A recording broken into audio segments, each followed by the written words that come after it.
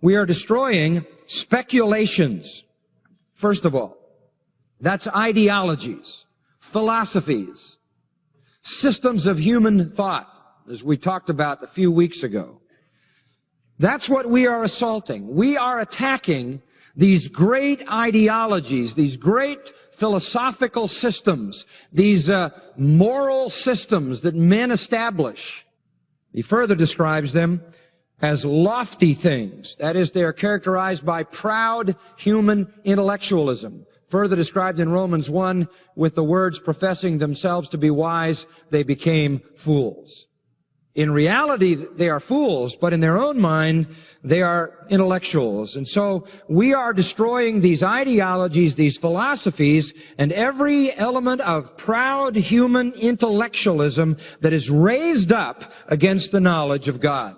Paul reminds us in Ephesians 6 that we wrestle not against flesh and blood, but against principalities and powers, the rulers of the darkness of this world, spiritual wickedness in the heavenlies. That is where the battle is fought. It is a spiritual and supernatural battle of ideologies. Listen, ideologies that men have concocted under the influence of demons. Satan concocts the ideologies. They become the doctrines of demons. They are espoused through those who represent Satan's domain. Fortresses are built out of these ideologies.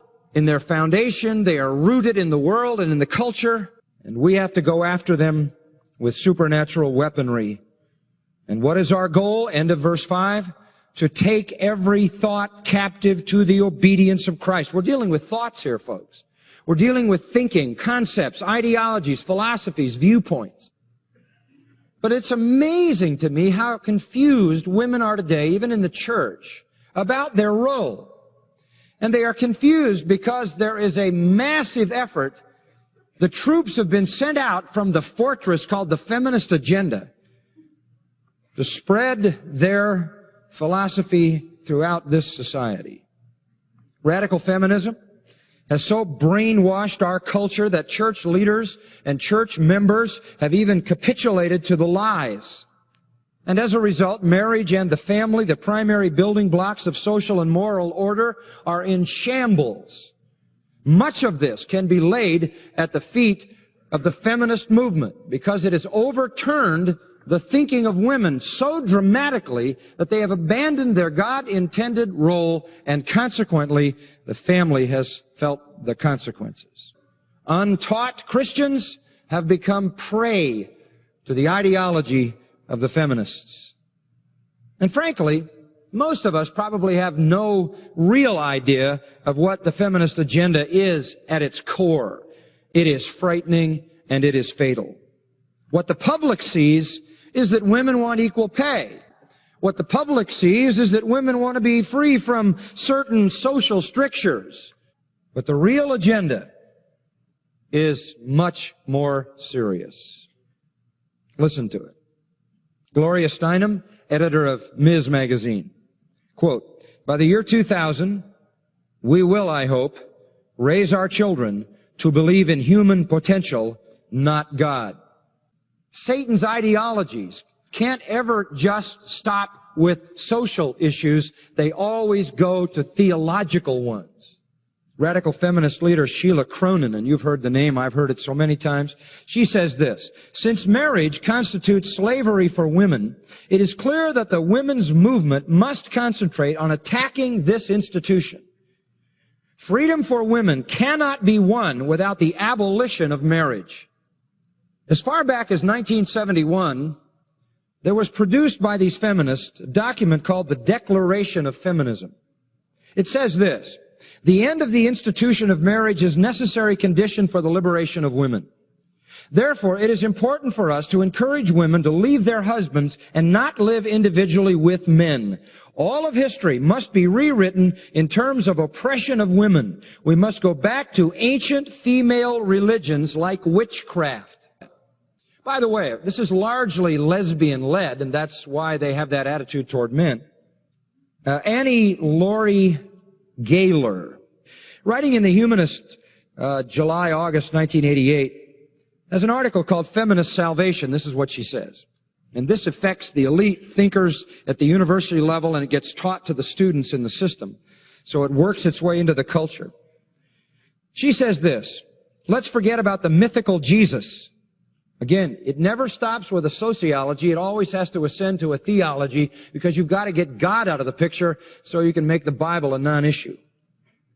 Let's forget about the mythical Jesus and look for encouragement, solace, and inspiration from real women. 2,000 years of patriarchal rule under the shadow of the cross ought to be enough to turn women toward the feminist salvation of the world. End quote. Get rid of Jesus. The real salvation of the world is not in him. It is in feminism. Dr. Mary Jo Bain, feminist and assistant professor of education at Wellesley College, elite women's college, associate director of the school's Center for Research on Women, there's a deadly think tank, says this, in order to raise children with equality, we must take them away from families and communally raise them.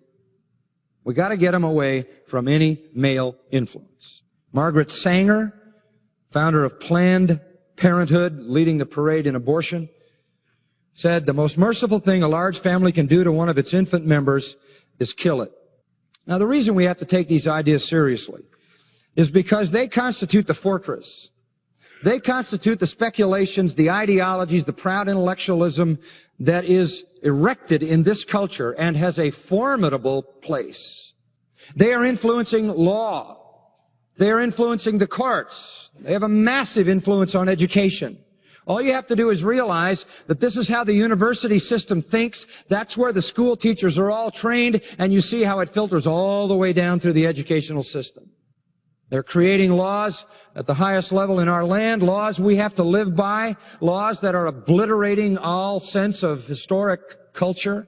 They're being taught through every avenue to our young people, and even Christians, as I said, are falling under the spell of the feminists. Sheila Cronin, again, one of their most respected leaders, says, since marriage constitutes slavery, we have to attack marriage. Attack marriage.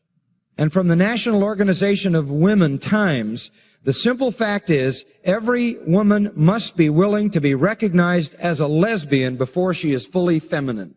This isn't something philosophical. This is something theological. But it's not just philosophical, social, and theological. It's moral.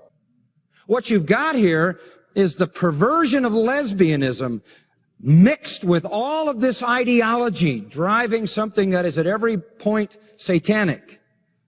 From the standpoint of the social, it destroys the family. From the standpoint of the theological, it destroys God. From the standpoint of the moral, it destroys the normal human relationship and replaces it with an abnormal, wicked homosexuality. Now, most people would say this is new. This is a new movement. This is something brand new. But the truth is, it is very, very old. Very old. Feminism, with all its assorted features, is an old heresy, meant to destroy God's design on every front.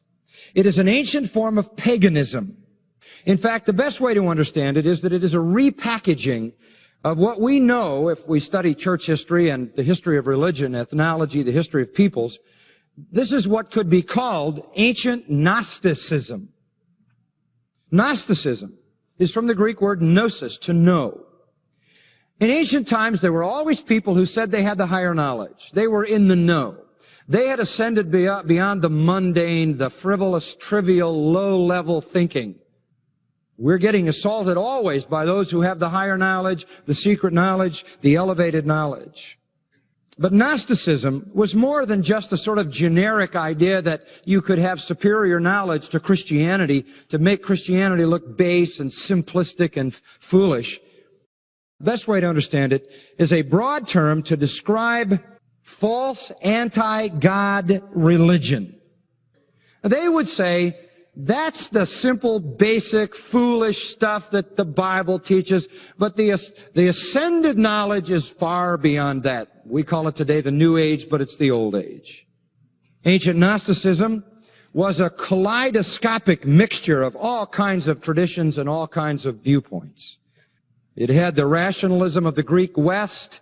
It had the mysticism of the Eastern religions, and it was all mixed up, and we see it today replicated in the New Age philosophy. The parallels, by the way, are very, very striking. But at the heart of ancient Gnosticism was the central truth that drove the heresy. That myth was that the physical universe was never intended to exist.